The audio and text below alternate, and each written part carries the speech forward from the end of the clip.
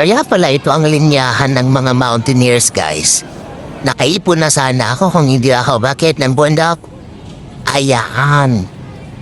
Paano naman kasi talagang napakamahal ng bisyo na to, guys. Kasi from head to toe ito, kailangan mong may gear. Mula sa ulo hanggang talampakan, di ba, guys?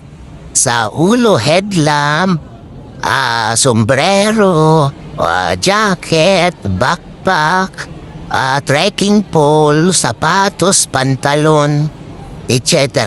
O di ba, guys? Wala ka pang ano dyan, guys, yung mga gagamitin mo yung iba pa, di ba? Wala ka pang pagkain dyan, guys, o di ba? Pero iba naman kasi ang ganda ng umaakyat ng bundok, guys. Ito yung kakaiba na hindi naman alam ng karamihan na hindi namumundong, guys.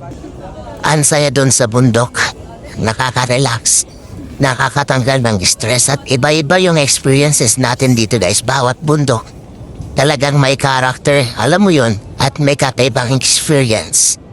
Kaya yaan, di ba? Ang saya ng umaakyat ng bundok. Kaya't ano pang hinahantay nyo? Tara na, mamundok na.